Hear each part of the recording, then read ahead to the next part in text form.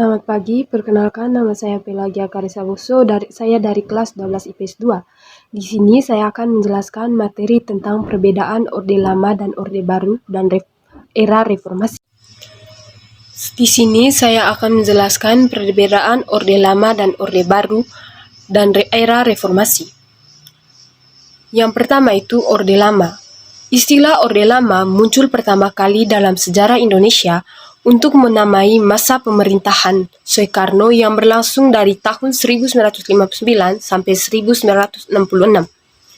Sebelum masa pemerintahan Soeharto atau disebut Orde Baru, saat itu Orde Lama menerapkan sistem demokrasi terpimpin dengan menetapkan Soekarno sebagai pusat kepemimpinan yang memegang kekuasaan penuh terhadap Indonesia. Yang berikut itu ciri-ciri Orde Lama. Yang pertama itu pembatasan hak warga negara. Individu adalah orgets atau subordinate secara mutlak pada negara. Warga negara memiliki hak yang besarnya ditentukan oleh negara. Dengan dahil kepentingan negara, penguasa dapat menyerahkan beban pada warga negara dan meminta mereka untuk mengerjakan apa saja yang dianggap perlu oleh negara. Yang kedua itu munculnya revolusi. Revolusi merupakan sumber atau dasar hukum tertinggi yang kedudukannya bahkan lebih tinggi dari negara. Tujuan revolusi sendiri adalah menciptakan masyarakat dunia yang bebas dari eksploitasi masyarakat lainnya serta masyarakat yang tidak terbagi dalam kelas. Yang ketiga itu Soekarno sebagai pemimpin besar revolusi. Soekarno adalah pemimpin besar revolusi yang memahami tujuan revolusi dan taktik untuk mencapai tujuan tersebut. Berdasarkan penjabaran di atas, Indonesia juga berada dalam sistem demokrasi terpimpin selama masa Orde Baru tersebut. Pada awalnya, sistem demokrasi terpimpin didasarkan pada demokrasi yang dipimpin oleh hikmat kebijaksanaan dalam permusyawaratan perwakilan seperti yang tertera pada Pancasila. Namun, pada pelaksanaannya justru menimbulkan banyak penyelenggaraan dan penyimpangan terhadap Pancasila dan Undang-Undang 1945. Demikian penjelasan mengenai pengertian secara serta ciri-ciri Orde Lama yang terjadi di Indonesia. Semoga informasi di atas bermanfaat bagi kita. Yang berikut itu Konferensi Meja Bundar atau KMB namun tidak dilaksanakan, dituntut untuk segera dijalankan kembali oleh Presiden Soekarno. Karena dari pihak Belanda yang tetap menolak untuk perundingan masalah mengenai Irian Barat ini, maka pemerintah Indonesia memutuskan untuk penuh jalan lain untuk mengambil kembali Irian Barat dari tangan pihak Belanda menggunakan kekuatan militer yaitu perang. Yang berikut itu masa Orde Baru. Orde Baru adalah sebutan bagi masa pemerintahan Presiden Soeharto di awal dari masa pemerintahan di era Orde Baru, muncul setelah dikeluarkannya surat pemerintahan yang berlaku.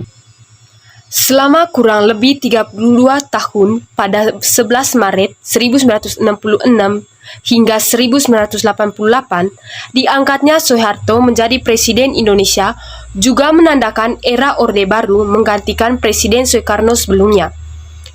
Penanaman Orde Baru ini digunakan sebagai perbandingan dengan masa sebelumnya yaitu Orde Lama di Indonesia. Yang berikut itu ciri-ciri pemerintahan pada Orde Baru. Yang pertama itu kuatnya pengaruh militer atau dwi-fungsi ABRI. Ciri yang pertama dari pemerintahan pada Orde Baru adalah kekuatannya pengaruh militer dan ABRI. Hal ini memang sudah terlihat sejak Orde Lama, di mana dalam kabinet Dwi Kora berisikan dari banyak perwira tinggi Angkatan Darat, namun pada Orde Baru terjadi perubahan di mana fungsi ABRI dalam tingkat sipil menjadi lebih kuat lagi. Partai Golongan Karya yang merupakan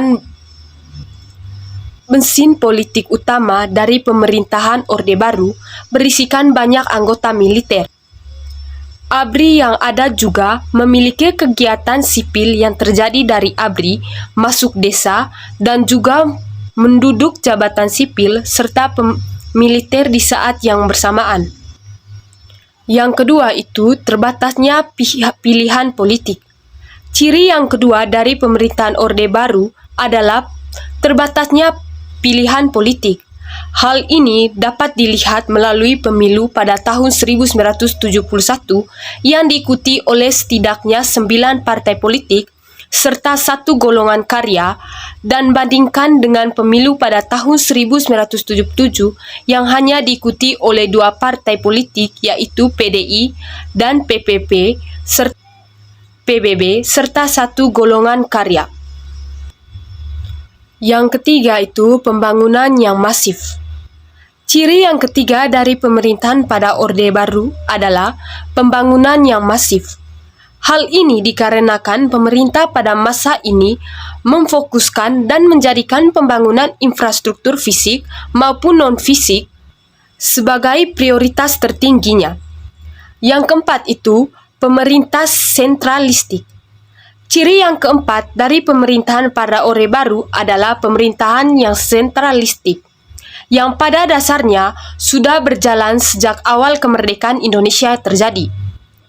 Hal ini terjadi karena sejak sistem kenegaraan yang masih belum rekat dan setara di berbagai daerah. Pemerintahan yang bersifat sentralistik ini membuat adanya kendali pusat terhadap pemerintahan yang ada di daerah ini dikarenakan segala keputusan yang diambil harus melalui pemerintah pusat terlebih dahulu. Reformasi yang ada di Indonesia sendiri terjadi pada tahun 1998, di mana merupakan awal kejatuhan Orde Baru setelah adanya gerakan reformasi dari berbagai elemen masyarakat. Reformasi yang terjadi tersebut disebabkan semakin banyaknya krisis yang terjadi seperti politik, ekonomi, hukum, sosial, dan juga krisis kepercayaan masyarakat terhadap pemerintah yang ada. Yang berikut itu saran untuk era reformasi. Masa reformasi adalah waktu yang penting untuk mengubah dan memperbaiki sistem yang ada. Beberapa saran untuk masa reformasi yang termasuk: yang pertama itu, keterbukaan dan transparansi. Pastikan bahwa semua proses dan keputusan pemerintah dapat diakses oleh publik secara jelas dan mudah. Yang kedua itu, partisipasi publik. Libatkan masyarakat dalam proses pengambilan keputusan melalui mekanisme partisipatif seperti konsultasi publik dan forum diskusi. Yang ketiga itu pemberantasan korupsi. Bentuk lembaga-lembaga diplomen dan mekanisme penegakan hukum yang kuat untuk menerapi korupsi dan menyalahgunakan kekuasaan. Yang keempat itu penguatan institusi demokrasi. Bangun dan memperkuat lembaga-lembaga demokratis seperti parlemen, pengadilan independen, dan media yang bebas. Yang kelima, pendidik dan kesadaran masyarakat. Tingkatkan pemahaman masyarakat tentang hak-hak mereka, proses politik, dan pentingnya partisipasi dalam membangun negara.